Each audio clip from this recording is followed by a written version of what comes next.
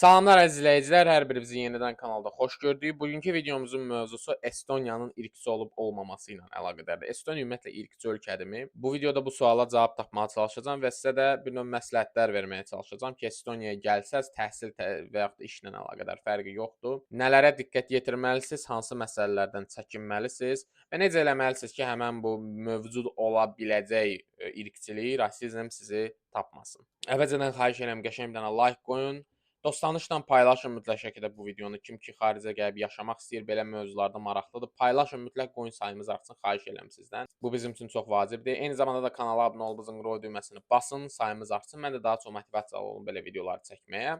Və təbii ki də aşağıdan da şərhlərinizi yazın, nə düşünürsünüz bu mövzu ilə əlaqədar. İlk öncə ondan başlayım ki, Estoniya sıradan bir Avropa ölkəsi kimi nəzərdə tutula bilməz mənim fikrimcə. Çünki həddindən artıq aşırı şəkildə fərqliliklər var da digər Avropa ölkələri ilə. Təbii ki, Azərbaycandan da tamamilə fərqlidir. Mən deyə bilmərəm ki, bura Azərbaycandan eynidir, amma nisbətən məsələn belə götürək də, Fransanın Azərbaycan arasında olan fərq qədər Estoniyanın Azərbaycan arasında fərq yoxdur. Yəni Estoniya, Azərbaycan nisbətən Fransanın Azərbaycandan daha yaxındır bir-birinə də belə deyək. Və burada təbii ki, bəzi cəmiyyətdə mövcud olan normalardan irəli gələ bilər bu, bəzi dəyərlərdən irəli gələ bilər bu.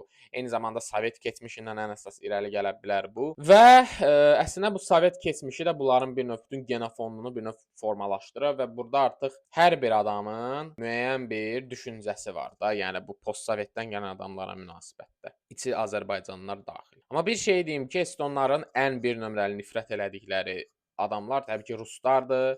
İndi bütün etnik ruslara da nifrət eləmirlər, çünki ölkənin yarısı da demək olar etnik rusdur. Amma eyni zamanda da ölkədə bu rus dilinə bir qədər belə deyək də nifrət falan var. Mən hətta ciddi deyim ki, bir şeyi məsələn mən düzgün saymıram ki, Eston hökuməti bir növ aşırı irqçiliyə belə gedib, rus dilli məktəbləri tamamilə bağlayıb. Və bir şey də deyim ki, əvvəlcədən yəni belə deyə bilərsiniz ki, hə okey də rus məktəblərini kaş bizdə də bağlayardılar. Amma məsələ budur ki, Estoniyadakı rus məktəbləri ilə bizdəki rus məktəblərinin arasında yerlə göy qədər fərq var. Çünki Azərbaycandakı rus məktəblərinə azərbaycanlılar gedir. Buradakı rus məktəblərinə isə etnik ruslar gedir ancaq. Etnik eston heç vaxt gedib öz övladını etnik rus məktəbinə qoyub, belə etnik rus məktəbi yox, daha doğrusu rus dilli məktəbə qoymaz. Yəni belə dünya yoxdur da. Belə dünya yoxdur ki, bir etnik eston gedib rus dilli məktəbdə oxusun. Amma Azərbaycanda belədir ki, etnik azərbaycanlılar hamısına baxsan qaraqura şeylərdir, amma yenə də gedirlər rus məktəblərində oxuyurlar və Azərbaycan dilli cəmaata da yuxarıdan aşağı baxırlar. Burada isə belə deyil. Burada məsələn məhz həmin o rus dilli məktəblərdə oxuyan etnik ruslara yuxarıdan aşağı baxılır. Yəni mən bir baza bunu düzgün saymıram. Çünki yəni yenə də hər bir etnik qrupun öz dilində təhsil almağa konstitusion haqqı var. Necə ki məsələn İranda yaşayan azərbaycanlıların buna haqqı var. Gürcüstanda yaşayan azərbaycanlıların buna haqqı var. Gürcüstanda yaşayan azərbaycanlılar özündə təhsil ala bilir.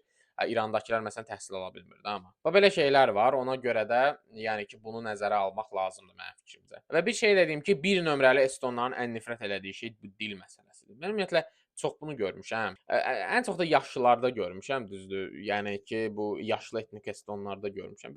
Özdə bir şey dediyim bu estonlarda bir bazı passiv aqressivlik var. Bunlar heç bir zaman məsələn də sənə birbaşa belə gedib aqressivlik göstərməzlər. Bir nə bilim sənə itələsin, vursun eləsin. Azərbaycanda məsələn bilirsiniz də, Azərbaycanda biraz daha belə qəddardır da bu məsələlər. Azərbaycanda daha aqressivdir cəmaət. Hə, burada belədir ki, nə bilim, nəsə sən ya hansısa bir hərəkətin onların xoşuna gəlməsə, bunlar sənə qarşı passiv aqressivlik elə. Haf-paf da başqa söz. Nə bilim də, tamam, bax götürür məsələn bu telefonu, bax belə qoyur, nə bilim belə çırpır, eləyir nəyisə. Nə bilim, bax belə gic-gic hərəkətlər eləyir də başqa söz. Bax belə olan tərzdə də bunlar passiv aqressivlik bax belə eləyə-eləyə də özlərinin yəni nəsə göstərirlər. Mən özüm şəxsən başıma gələn bir hadisəni danışım. Mən ən birinci günü Estoniya gəldim, ən birinci günü idi də, yəni zır birinci gündə vaqondan təzə düşmüşəm, yəni vaqon deməyək.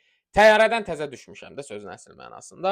Nəsə getmişəm evimə, evimin qapısı hələ açıq deyildi. Check-in saat 4-də imiş. Nəysə. Dedim cəhənnəmə qara gora. Getdim bir dənə supermarketə girdim. Bir dənə sendviç aldım özüm üçün, bir də sok aldım da, elə belə biraz perkusit eləmək üçün də. Nəysə. Girdim supermarketə, şey-şüyü götürdüm, getdim kassaya yaxınlaşdım, verdim.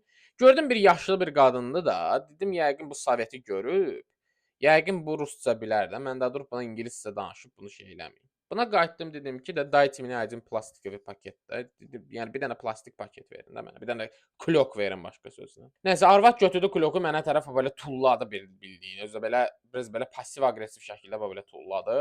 Mən çox eşitmişdim ki, orada bir balaca ruslara münasibət birmənalı deyil, amma da belə debilliyin olduğunu da mən düşünmürdüm ki, yəni rus dilini bilirsən, niyə özünü debil kimi aparırsan? Nəysə. Və ondan sonra bir neçə dəfə belə şey gördüm. Məsələn, mən bir ara korona vaxtı paxlava satmağa məcbur olmuşdum. İşləyirdim çünki bir türk restoranında.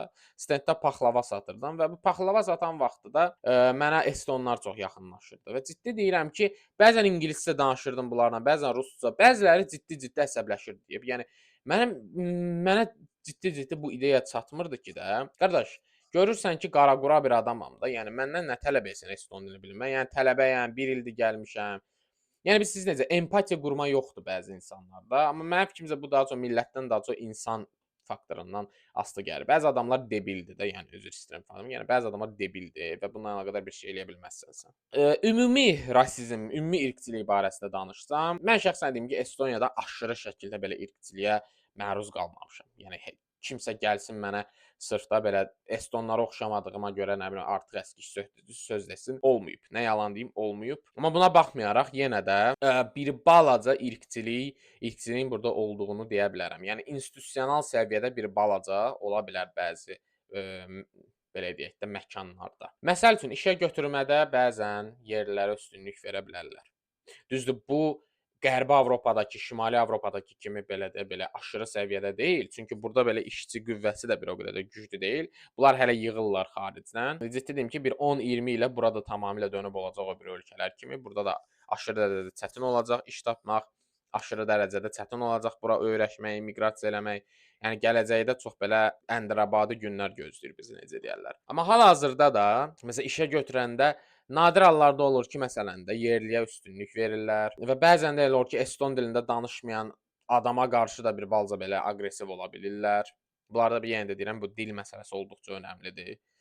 Mənə elə gəlir bu bir növdə özgüvənsizlikdən də irəli gəlir. Çünki bu dil bir növ itmək üzrədir demək olar. Yəni bunların düşüncəsinə görə. Çünki bu dildə bütün dünyada 1 milyon adam danışar ya danışmaz. Yəni ki, belə təsəvvür edin. Yəni Bakının əhalisindən 3 dəfə az, 4 dəfə az adam bu dildə danışır başqa sözlə. Sosial həyatda da bu irqçilik bir qədər özünü göstərir.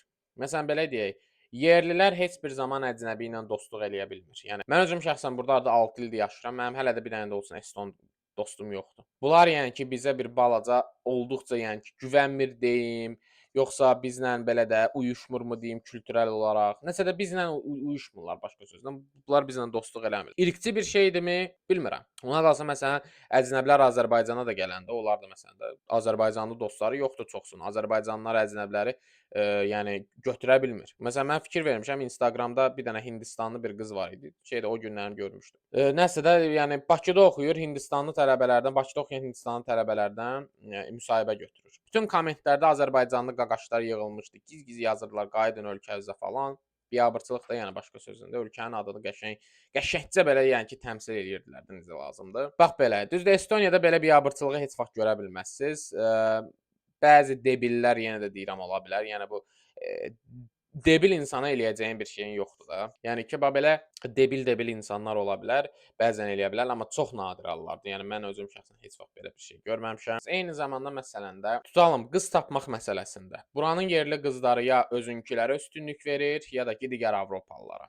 Durub məsələn də bir Azərbaycanlıya heç bir zaman yəni ki, buranın qızları yaxınlaşmaz. Yəni heç bir zaman Azərbaycanlı oğlanı məsələn də belə gözəl bulmazlar da, belə deyək də, indi türk dilində bir balaca deməli oldum, çünki ifadə tapa bilmirəm. Yəni tam ciddi deyirəm, burada sırf o məsələyə gəlib çatanda, yəni bizim kişilər ən belə axırıncı yerlərdə dayanır da, burada attraktivlik baxımından da belə yaraşıq baxımından falan və bunlar üçün çəkicilik baxımından deyim. Və belə tipli şeylərdə də bir də görsən irqçi fason belə şeylər görsənə bilər.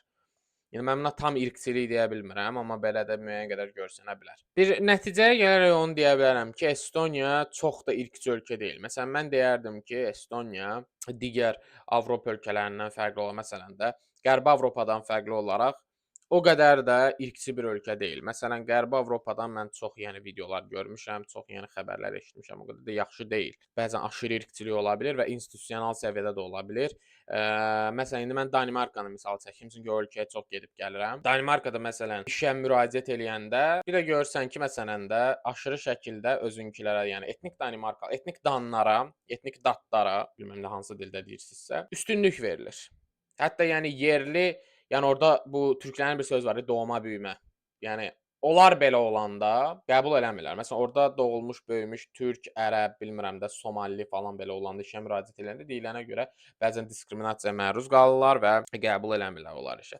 Bəzən də ciddi deyim ki, bu bir balaca belə düzgün qəbul olunmama da ola bilər. Çünki ola bilsin ki, bu adamlar da bir neçə dəfə işdən imtina alırlar və elə fikirləşirlər ki, bu bunların sırf irqi cəhətlərinə görədir. Amma məsələn fikirləşmirlər ki, bu ola bilər ki, bunlar kompetent deyillər kifayət qədər. Bilmirəm, yəni ki, bu məsələlər bir bazı çox delikat məsələlərdir, incə məsələlərdir. Bunları belə deyək də, sadəcə olaraq bir dənə hadisə ilə, bir dənə belə izolə edilmiş bir hadisə ilə, haşiyə çıxılmış bir hadisə ilə mühakimə eləmək düzgün deyil şəxsi fikrimə görə. Məsələn, Estoniyanın irqçi olub olmaması barəsində son nəticəyə gələrək onu deyə bilərəm ki, Estoniya o qədər də irqçi bir ölkə deyil. İnstitusional şəkildə burada irqçiliyin olduğunu düşünmürəm. Amma yavaş-yavaş o yola gedirlər və eyni zamanda da bəzən sosial çevrələrdə də bu irqçilik özünü göstərə bilir. Siz bundan yayınmaq üçün nə edə bilərsiniz? Gələn kimi cəmiyyətə ciddi şəkildə inteqrasiya eləyə bilərsiniz. Və eyni zamanda da bütün stereotipləri dağıdaraq özünüzü yaxşı bir adam kimi göstərərək Azərbaycanlılar haqqında müsbət fikir yarada bilərsiniz insanlarda. Vəssalam.